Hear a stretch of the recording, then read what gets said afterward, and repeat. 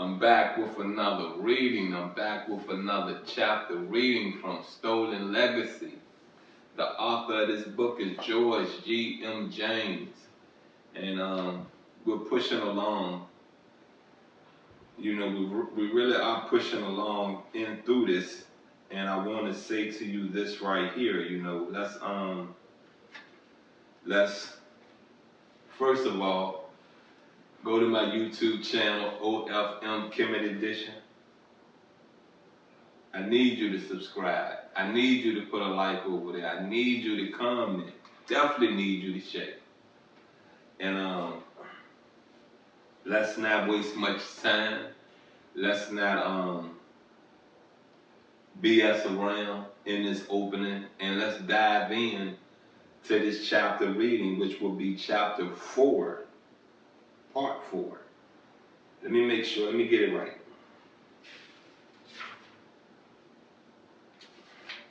It will be chapter 4. Chapter 4. It will be part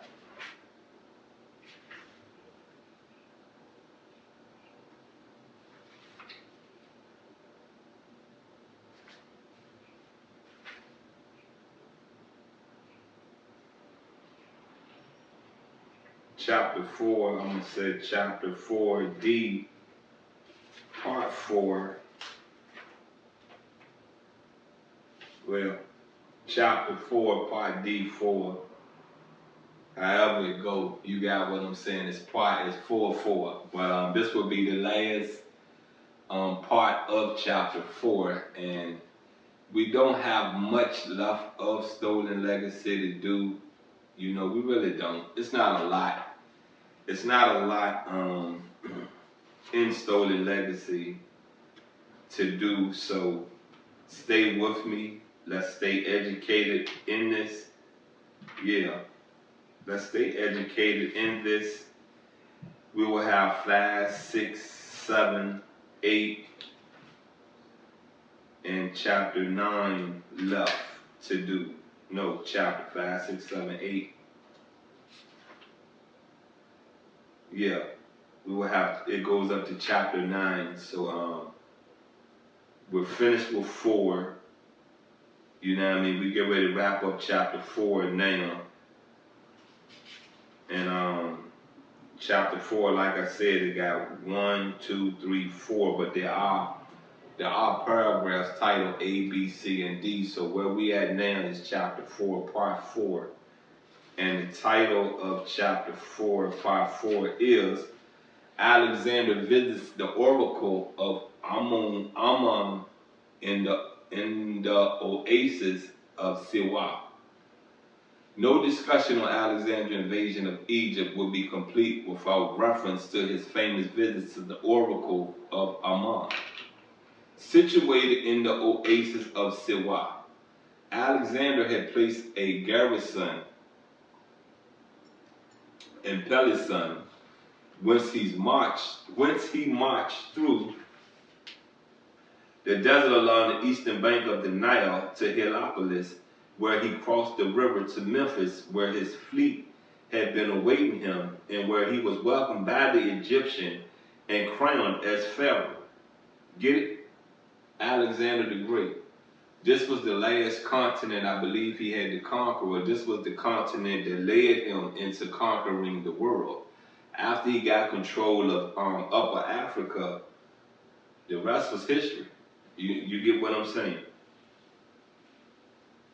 Having sacrificed to Apis and other gods, Alexander descended the Nile by the Canop branch and set out on his journey to the oracle of Amun in the oasis of Siwa. His route was along the coast of Libya and as far as Paratonium, whence he marched through the desert to the oasis of Siwa. What do we suppose was Alexander's motive for visiting the temple of Amun? Perhaps a brief description of the religious and economic importance of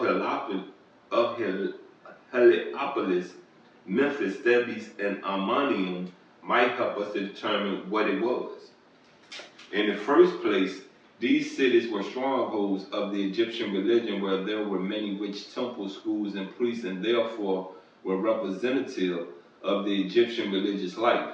In the second place, these cities were centers of education, and after the Persian invasion, Greek students who traveled to Egypt for the purpose of their education received their training from the priests of one or all of the cities as elsewhere mentioned. When Pydorius went to Egypt, he carried a letter of introduction from Polycris of Samos to King Amasis, who in turn gave him letters of introduction to the priests of Heliopolis, Memphis, and Thebes. As centers of education and temples and libraries of these cities contained very valuable books, and in this third place, these regions had previously been captured by the Persians for the very fact of their wealth. This should explain why they included these districts in their satrapy, which paid them an enormous annual tribute amounting to 700 talents of gold, together with the produce of the fisheries of Lake Moeris, which amounted to a talent a day. During the 6 months that the water flowed in from the Nile, and a third part of that sum during the afflux. I'm going to pause right there before we go any further, because honestly, we're about done. But I want to speak on the part about the Persians, how they're somewhere else doing something else. Now, you know, in Alexander the Great, the movie that was at the, you know, on the big screen that hit your movie theater, it shows when Alexander conquered the Persians. So reading this lets me know that after he conquered the Persians and got things straight there, he sent the Persians out to do something, you know, to go to the next part of the world that Alexander is ready to, you know, conquer, ready to come in and become king, ready to come in and take control of. So do you understand how he used these other cultures to help him become the greatest you know, warrior, you know, the greatest king that ever walked this earth? You got what I'm saying? You call him Alexander the Great, the man that conquered the world. You know, he didn't do it by himself. He used every culture that he conquered to help him conquer the world. In addition, Egypt furnished 120,000 medicini of corn as rations for the Persian troops.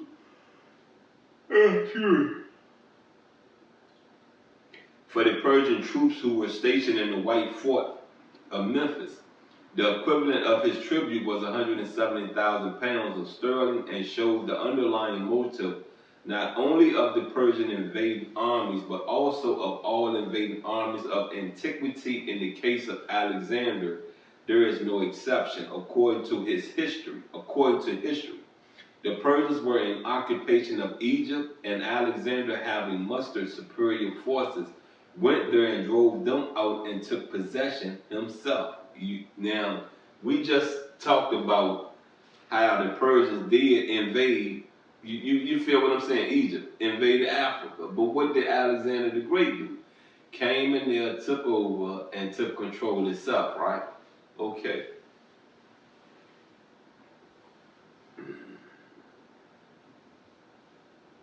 May I ask this question? Was this a joke, or was there a motive? And if there was a motive, what else could it have been but that Alexander wanted the wealth in books, gold, silver, ivory, slaves, and tribute, which the Persians were extorting from the unfortunate Egyptians? In ancient times, the oracle of Mon at Siwa was the most celebrated, and Heliopolis, Memphis, and Thebes were representatives of the best of Egyptian culture. That's the end of that chapter, and that, you know, it sums up a lot. It connects a lot of dots. It makes a lot of sense. It really shows me that was what was showed on a movie screen or on a TV screen. You know what I mean? Mr. George G. James hold a lot of weight to that also. You know what I mean? You have to go find the history, to back the history, to put the truth into the light. So let's thank this man for being bold. Let's thank this man for being courageous to even write this book, to even publish this book out to the world. You know, our culture is in this, our history is in this, and your answers are in here. Get it? You know what I mean? I ask you to go out and get this book, support this man, and pass it on to your loved ones. Pass it on to whom you love. Pass it on to someone that is confused about the structure of America. Pass it on to someone that is confused of how we became slaves and in our own land and brought into another land. You feel me? Anyway, and who I am, the Nasty Pastor, please go to my YouTube channel. Please go to my YouTube channel, OFM Kemet Edition. Like, share, comment, and click that subscribe button.